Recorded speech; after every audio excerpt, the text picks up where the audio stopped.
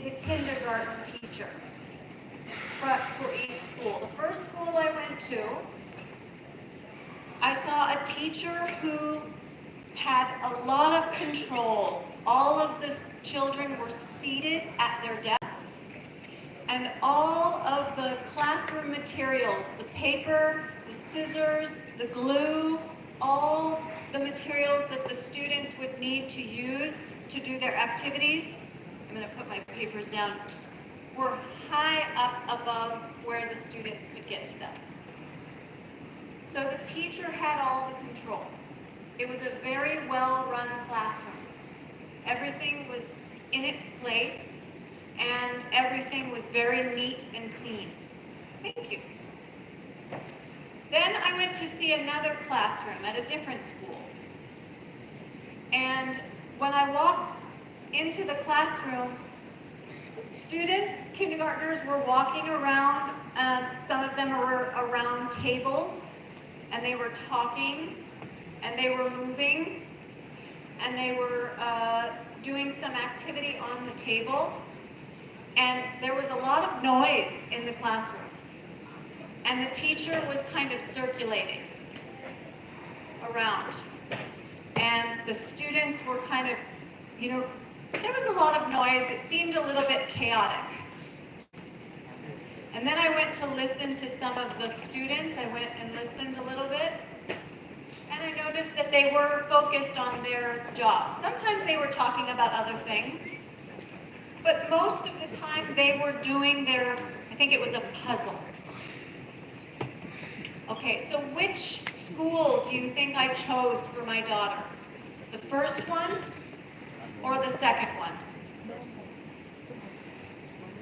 The second one. I chose the second one.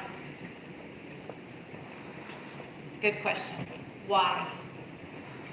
So my concern with the first one is that the students were not able to make any choices for themselves. The teacher had all the control. So if a student wanted scissors, they had to come to the teacher to ask for scissors. If the students wanted to do art, then the teacher would give each student a piece of paper. My concern is, to me, giving students a piece of paper is not teaching. But having your students learn the routine and the expectations of how they can get a piece of paper for themselves, and quietly, hopefully, or at least calmly, get a piece of paper, get a pen, get some scissors, and go to their group.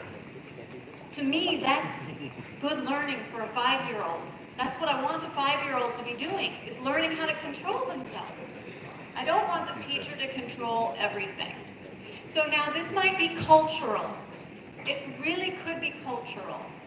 But that was what I wanted for my daughter, and I think it was a choice that was good for me. Now, let me tell you a little bit about what I want people to see when they walk past my classroom. So in my college, we do not have video cameras.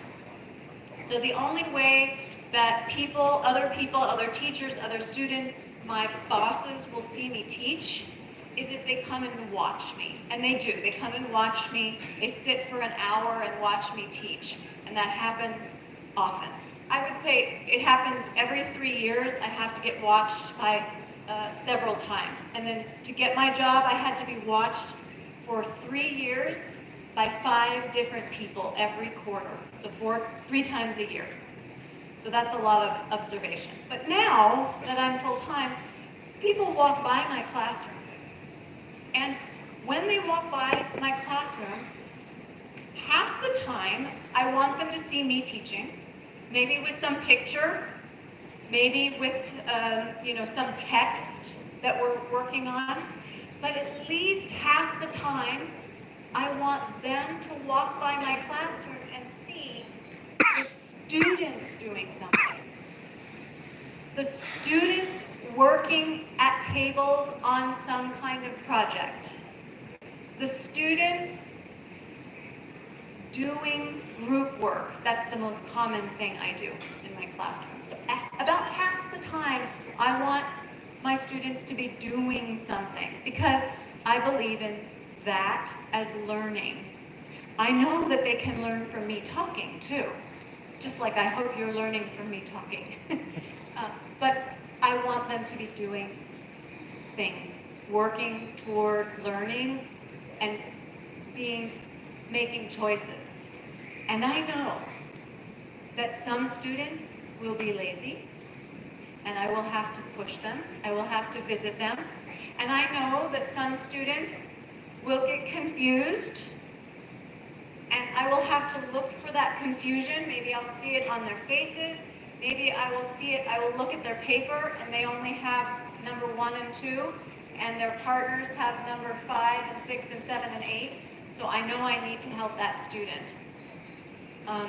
But again, I want them to be, as much as possible, active in my classroom. And activity can be listening, but activity is also doing. Okay, so speaking of doing, let's do another activity.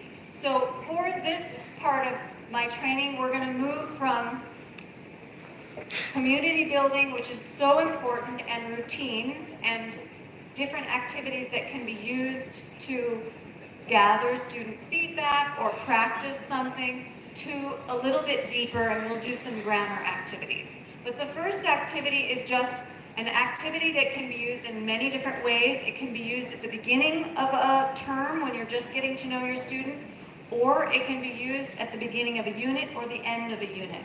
And hopefully I can explain how. So I need at least 12 volunteers to come up to the stage. Please wake yourself up and come on up. This will be a speaking activity, but you don't have to speak to the audience. You just will be speaking to each other. Come on up. Thank you. Okay, we've got one. Thank you, sir. Come on, we need 12 people. Ladies, join me. Wonderful ladies, gentlemen. I look forward to seeing you up here with me.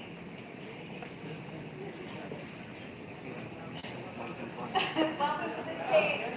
Thank you. Thank you, Ms. Tita. Okay, we need 6 females. Oh, that's not 6. 6 females and 6 males. We've got 4 more males. Come on up.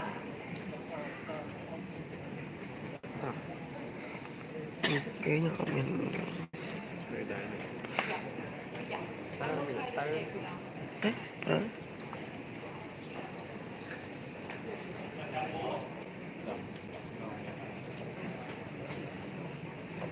You?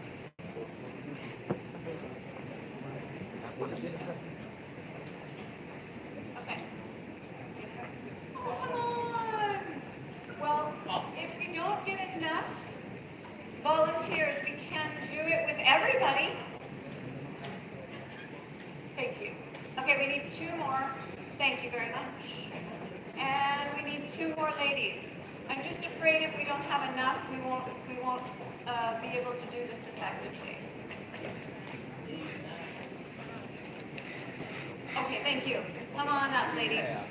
Okay, this activity is called North, South, East, West. And when everybody's up here, I will explain the activity. So you can use this with technology with the screen, which I am fortunate to be able to do, but I've also used this activity with just paper on the wall. Okay, so we'll talk about how we could use that. So how to do this activity. You will see 4 words or phrases on the screen. Okay, those 4 words on the screen are in 4 sides. Okay, so we're going to say this is north, okay? Which means this is south, back here. And if this is north and this is south, then that must be east and that must be west. Okay. So you are going to choose the one, I'm going to talk to you because you're actually doing the activity. You are going to choose the one that fits you best. Don't think about it that much.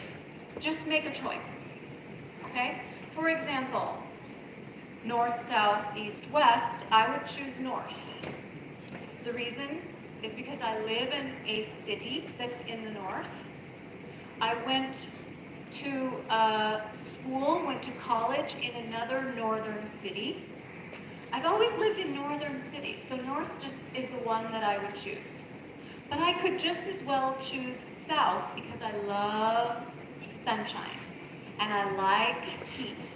So I could choose south too, but there would be different reasons. So when you make a choice, just think about your reason, because that's what you're going to talk about with the other people who make the same choice. Okay? So again, I'm going to show you 4 words. This one is the one at the top, bottom, and then just follow the direction. The word on this side, you go that way. The word on this side, you go that way. Okay? When you get there, your job is to talk with the other people. So this is an activity that I've used with adults, I've used with younger kids, but mostly teens and adults. All right. Are you ready? Should we choose it? Should we do it? Okay. I will give you